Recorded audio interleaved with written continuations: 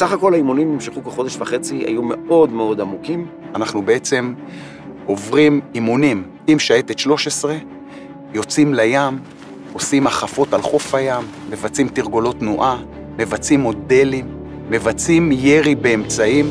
אני זוכר שאז קיבלנו לראשונה צייני לייזר, לפני כן לא היה את זה ביחידה. אנחנו אפילו מתרגלים במידה וחוליה כזו או אחרת תישאר בשטח, איך מחלצים על גבי הקוברות, מסוקי הקרב. הרגשתי מאוד מוכן כלוחם, כקצין, כמפקד, כמי שבקיא במשימה, מי שיודע את היעדים, מי שמכיר את ציר הניווט, מי שבאמת מבין שהוא הולך לפגוש את האויב פנים אל פנים, אצלהם בתוך הבית, אצלהם בשטח, במקום לפגוש אותם בגבול הצפון או בתוך יישוב ישראלי, לא עלינו כשהם מבצעים פיגוע.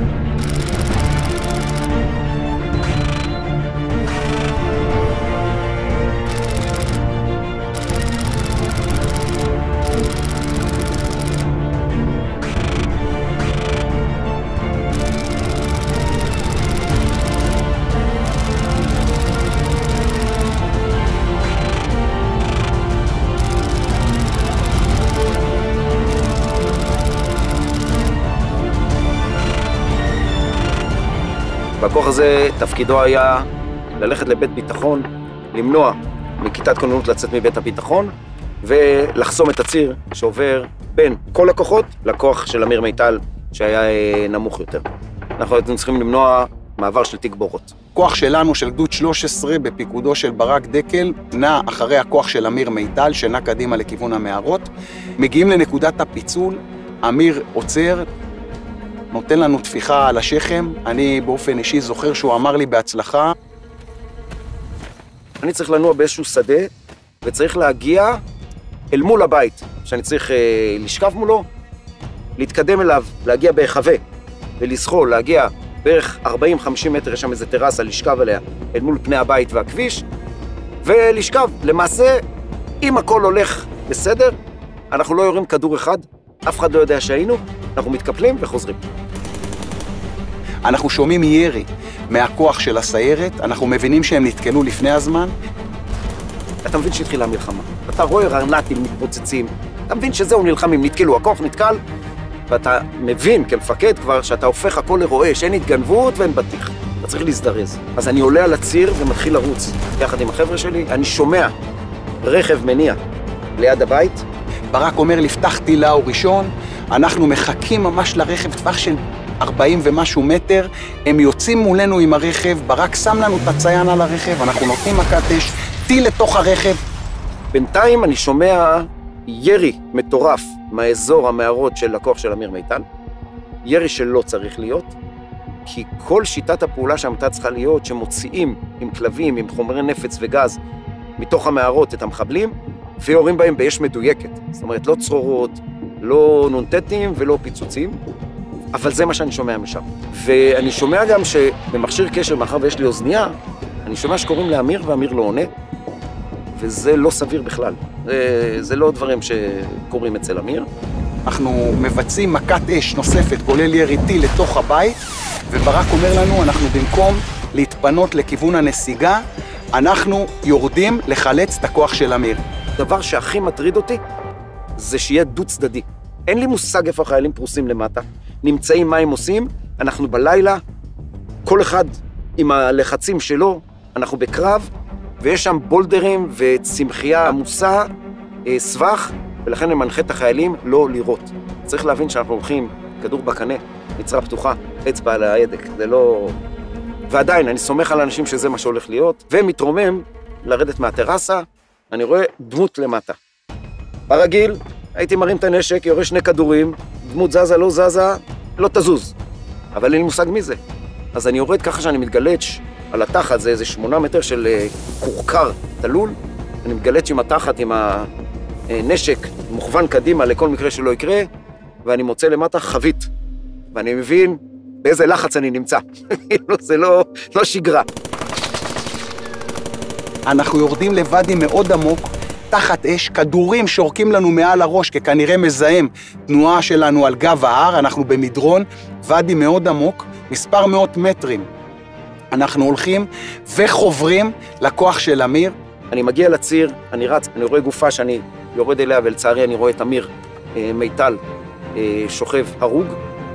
זה איזה שלב שאתה קופה, נעמד, מבין את גודל המכה, אבל אני זוכר שאני עובר למוד טכני, והדבר הראשון שאני אומר ללוחמים שלי, קורגבטוס, אתה לוקח את כל החומר הסודי ומביא אותו לארץ, עוד מישהו, אתה לוקח את הנשק ומביא אותו לארץ. תשימו את אמיר על אלונקה ותביא אותו לריכוז של הכוח. לוקח פיקוד על הכוח, סופר את הכוח. מסתבר לי שיש לי 4 שחסרים. אני מעביר דיווח בקשר למח"ט, והמח"ט אומר שהם מתחילים בתנועה לכיוון הכוח שלנו לעזור לנו. אנחנו למעשה נמצאים למטה 13 איש עם הרוג ו3 פצועים. לוקח 2 חבר'ה שהיו בכוח של אמיר, ויחד איתם מתיישבים על המצוק, וקודם כל נותן מכת אש, כי המחבלים כבר התטיפסו אל מולנו במצוק והתחילו לירות. אז קודם כל אני מסביר למחבלים שהם לא זזים לשום מקום, שיש פה כוח, יש פה כוח עובד, ומי שיזוז ימות. אנחנו במצב נחות, גם מבחינת תוואי השטח, גם מבחינת חילוץ הנפגעים, ולמעשה מהרגע הזה אנחנו נכנסים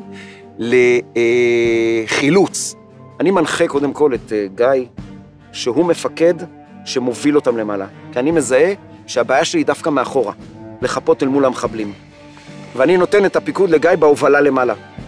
אז הוא יחד עם הדיקר מסוחבים את אמיר, מחליפים אמיר 1 על 1. זה מטר אחרי מטר, תבין, זה בולדרים ענקיים, סבך, אתה נע 10 מטר בדקות. זה תנועה ממש איטית, כי אתה נמצא במצוק. אתה בעצם עולה ככה. זה היה חילוץ קשה ברמה הפיזית, זה היה חילוץ קשה הרבה יותר לדעתי ברמה המנטלית. לראות את המפקד שלך, הרוג, כאשר אתה כל כך מעריך אותו, כל כך חושב שזה לא יכול לקרות, זאת אומרת, זה משהו שלא נתפס, הוא לא מתקבל מבחינתך על הדעת, לראות אותו סנטימטרים ממך, כשאתה בעצם אדם שלא עליך, ואתה עולה במעלה הוואדי הזה, אנחנו נמצאים בשלב שאנחנו חשופים בגב שלנו למחבלים, כדורים שורקים לנו מעל הראש. אני מנהל אש עם המחבלים שנמצאים מהעבר השני של הנחל, ובאיזה שלב אני מקבל הודעה מהמח"ט שאני מקבל לטובתי 2 מזכ"רים, והם מתחילים לעשות יעפים, כשהיעפים שלהם זה בעצם יעפים שהם יורדים עם התותח, וכמו מטוס, נותנים צרור עולים, הצרורות נוחתים בדיוק על הצלע השנייה של ההר, וזה לא 5.56, זה עבודה יפה של 20 מילימטר, והמחבלים משתתקים, וזה מאפשר לי לנתק מגע וגם לטפס עם כולם למעלה. אין לך זמן, אתה נלחם דרך אגב נגד הזמן, כדי לצאת לפני אור ראשון. אתה פשוט עולה כמו איזשהו מכונת מלחמה, ואתה לא רואה בעיניים. הלב שלך נקרע, אבל זה ברור לך שאתה חייב לבצע את המשימה. אתה נלחם על החיים שלך, דרך אגב, שלא יהיה פה ספק. אתה יודע שאם אתה לא עולה, אז אתה לא תצא משם. אבל גם ברור לך שאתה לא עוזב אותו בחיים. גם אם הוא הרוג, אתה לא משאיר אותו שם. אנחנו כבר בשלב שאנחנו צריכים להתפנות, כי אנחנו בדמדומי בוקר. אנחנו מגיעים למעלה, ואנחנו צריכים להתפנות על די אסור, כשכמה דקות לפני זה מדווחים לפיקוד שאנחנו עם פחות 4 לוחמים, ואנחנו לא כל כך רוצים ללכת מפה. ואת זה אני זוכר עד היום, כי הייתה לי אוזנייה. עולה בקשר דן שומרון, הרמטכ"ל. והוא אומר לנו, כולם יצאו עכשיו, בפקודה שלי, ל4 נדאג אחר כך. אני מבחינתי, היה לזה עוצמה מטורפת, שאין פה מתווכים, ואין הבינו אותי, לא הבינו אותי אחרי זה, של לקיחת אחריות, שברור לך שהיא מטורפת, גם בתור קצין צעיר, לא 23, כולה מ"פ, אתה מבין את האחריות שהאיש לוקח על עצמו, מרשים ביותר מבחינתי, עד היום זה אחד הדברים שאני הכי זוכר מכל המבצע.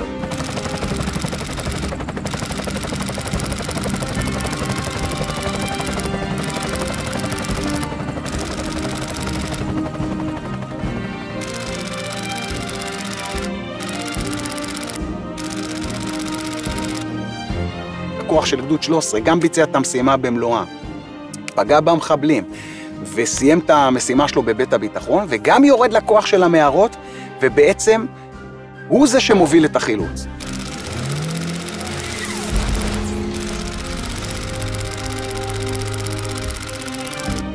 היו פה כל כך הרבה ערכים של דבקות במשימה, אומץ לב, אחוות לוחמים, רעות, הייתה פה רעות. לא היססנו, לא חשבנו אם אנחנו צריכים או לא צריכים, פשוט ירדנו כמו טיל לביצוע המשימה של החילוץ.